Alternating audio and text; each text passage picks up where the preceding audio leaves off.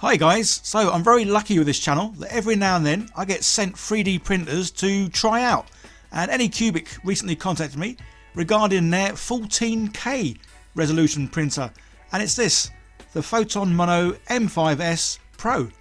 So I've been using 3D printers for about the past 3 years now, and one of the first ones I ever had was an Anycubic one. To be honest, I can't even remember which one it was I had, but yeah, it was definitely one of these Anycubic ones. And they have improved dramatically over, well, say the last 3 years that I've certainly been using them. And one of the big things they're doing is improving the resolution, which is just amazing for printing out miniatures with, well, lots of definition on them. So this little bad boy, yeah, it doesn't take too much to set up now either, which is great with these printers, as they do come sort of pre-leveled, which does make them, well, you get it out of the box, push a few buttons and you're printing, which is just great. Just to mention, this video is sponsored by Anycubic, but like all the videos I do, whatever I review, yeah, everything I say is my own words, and as you can probably tell, I don't script anything either, I just wing it and, well, waffle on. So yeah, you will hear a lot of ums, ahs and repetition, but hey ho, that's just me. I don't like, well, writing scripts. So everything is well packaged and obviously protective covers on everything, and I must admit I do love getting these and pulling off the screen protectors. As well, I don't know, it's just very satisfying. So like a lot of resin printers these days, they are coming with heaters, which is just great, especially here in the UK. We are having a bit of a cold spell, well, with minus sort of degrees every morning, which I know isn't bad for some people, but for England, yeah, it's very rare we get a lot of minuses.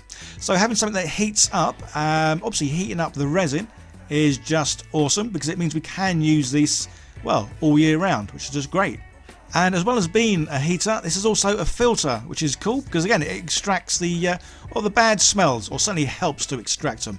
Obviously guys, whenever you use these kind of things, take your own precautions, using a well ventilated area, or if possible use some sort of like vacuum thingy to, well, extract the bad smells and chuck them outdoors. So as well as this printer being a 14K, it's also got a very fast speed setting, which you'll see very soon, and it also comes with some fast resin to be able to achieve those fast speeds. And the other thing I love about this 3D printer, it comes with a protective film to go on the screen. So anyone who's used 3D printers for a while will know sometimes we have the odd accident, or the FEP sort of breaks, splits, and then you get resin going onto the screen. It's happened to me a few times, and generally I've been able to sort of clean it and scrape it off. I have had to replace the odd sort of screen a couple of times, but yeah, this simple bit of protective film over it will just sort of protect the screen. It does what it says on the tin, basically. So the resin vat's a little bit different to the normal ones. This one's got this frosted stuff in it.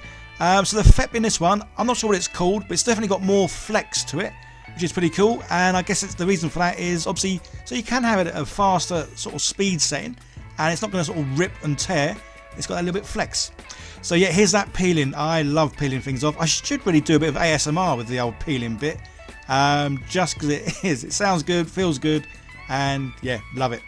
So as I say, it doesn't take too long at all to get this thing all put together, because only a few bits here and there. A bit more protective screen on the cover, we'll whip that off, and then we can get into the more important bit of, well, printing our first print. There is a link down below guys to where you can get more information about the printer and to obviously well, order the printer. So yeah, last few things to do is plug it in, turn on the power, and yeah, as I did that, then I noticed there was one more little bit I could peel off. Yeah, there's bits everywhere, which is nice because obviously it keeps it nice and clean. So as I always mention, I am short on space, so whenever I do get a new printer, yeah, I have to sort of try it out in my living room. But fortunately, I've got one of these lovely tables that you can raise up and down. There will be a video on this table coming out soon, guys, where you can obviously get hold of one. So here we go, high speed resin. Obviously you need this to be able to print at a fast speed. There are details there. I was trying to get them in focus, but couldn't quite. And this gives you all the settings you need to obviously apply to, well, get those fast speeds. So I did give this a really good shake, kind of off camera. And again guys, obviously I've not got gloves on here, but that's because I'm not expecting to get any resin on me. Yeah, don't always do as I do. You guys take your own precautions and wear gloves, well, if you are a messy bugger. So I filled the vat right up to the max level, which is about 1 litre. So yeah, it took the whole bottle. And then it's a case of working out what you want to print. And yeah, my go-to for sort of general prints and just to try things out is good old Mr. Modulork. Again, links down below. As well, clearly I obviously love orcs, and I love these little guys as well, little goblin sort of things. So I'm using the Anycubic Photon workshop to slice my miniature, and then when you get a new printer, it's just a case of going in there, finding the one that you use, and yeah, clicking that, because then you can go through and change all the settings, which is exactly what I'm doing here. I say on the side of the bottle it does have obviously the required settings to get your nice fast speeds. And as you can see, rather than sort of print a small mini, yeah, I'm starting to enjoy printing, well, larger minis, just because they're cool, and these are figures that obviously I'm not going to use to play games with. They purely are decorative and they go on my desk. So to print out at the fast settings, there are a few things you need to do, and one of them, it says the actual miniature itself, it can't be any thicker than, I think, is it 2 or 3 millimeters? So that's why I'm hollowing out all these bits. And the software, yeah, it's easy enough to do that. You just click on the item, click a couple of buttons, and then as you can see with this little slider here, I can go down and you can see exactly how the print's going to look on each sort of layer. And you can see, yeah, everything's been, well, hollowed out nicely. But obviously if you're going to hollow things out, you need to have a little hole somewhere just so the resin can sort of come out. Otherwise your last few sort of dips in the resin, when it blocks that hole, yeah, it will then contain resin, which you don't want. So as well as the printers obviously getting better, so's the slicing software. Yeah, when I first used this, it wasn't as sort of intuitive as it is now, and when it come to putting the supports on, yeah, I think I had lots of failures whenever I try to do my own supports. But the software these days, yeah, make it a doddle. So stick on a USB, stick it in the side of the machine, and then say this one has got a heater inside, which is great because it is currently, yeah, it's pretty nippy. And then the temperature on this one, so it's going to raise it to 40 degrees, which seems very high, but that's kind of what it wants, so that's what it's going to have. And then it is just a case of waiting for it to get to its desired temperature. But obviously while it's doing this, we can go through the settings and, well, get it ready to print, because it won't actually print until it is at the desired temperature. So just a case of going through, finding the one I've got. I say whenever I get a new printer, I never ever do a test. I never do the little boat. I never do, well, any kind of test. These printers come, they say they're self-leveled, so yeah, I'm taking them at their word, and I'm just going to sort of dive in and yeah, get printing, which is exactly what I'm doing here. And yeah, this thing, I couldn't believe it when it said it was going to print this out in 45 minutes. So anyone who's printed things out will know obviously the time it takes is dependent on how many layers there are, and each one of these layers is a good sort of couple of inches, 2-3 inches or more. So on any sort of normal setting, this would be looking at a good, I don't know, 4 hours, 5 hours or more. So when I sliced it and it said 45 minutes, I was a bit dubious to see what would come out. Obviously, the resin in this, it is the special fast resin. It is definitely more, again, I never know terms of things, more watery, definitely a thinner sort of resin. But as you can see, everything has come out perfectly.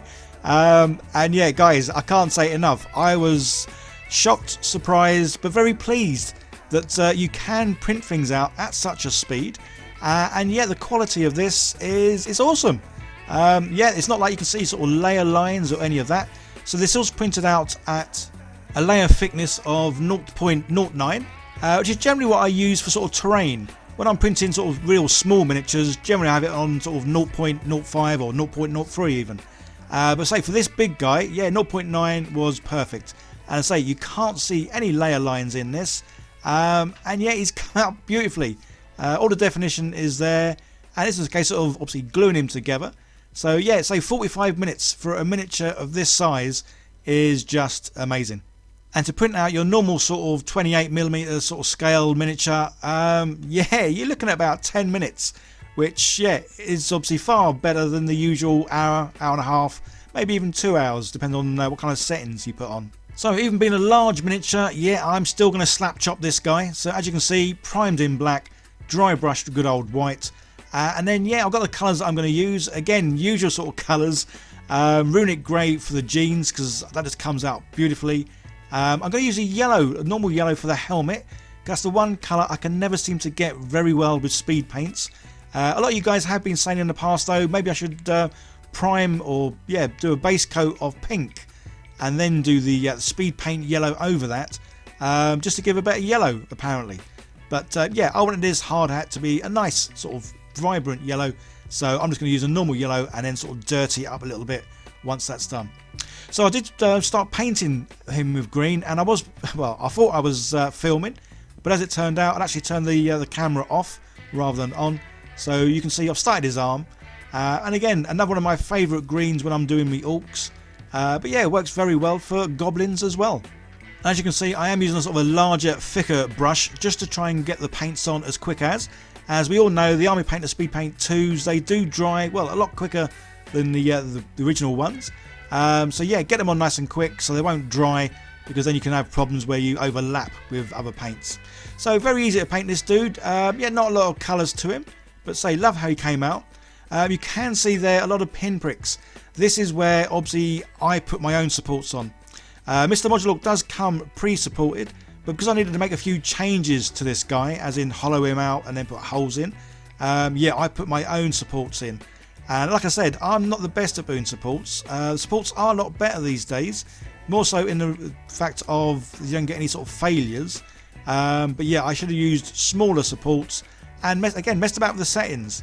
But as we all know, I am more of a jump in kind of guy than a technical guy who does go through the settings. So if you're after settings, there's plenty of other people out there that do a lot more with their 3D printers. Yeah, I am a jump in, print it out, paint it up and start playing with it really. So yeah, but say, love how this guy turned out. There's a few bits here that I went over with a wash just because, well, the metallic silver, still don't find that very good as a speed paint. Covers perfectly, but if anything, that's probably the problem. It does cover too nice, and then it just looks too nice and neat. So yeah, a bit of a wash over the top of it. But other than the dodgy supports, yeah, absolutely love how this dude turned out. Yeah, good old few transfers at the end just to sort of add a bit more character to him. But yeah, love how he came out, and say the fact that this dude was done in 45 minutes is just absolutely nuts. But obviously the other great thing with this printer is you don't have to print out fast. You can print out the very high resolution. And say, this is a 14K printer. So you got the best of both worlds here. You've got the good definition as well as the speed. And there we go, that's one large miniature printed, painted in less time than it would take, well, a normal printer to print the miniature out.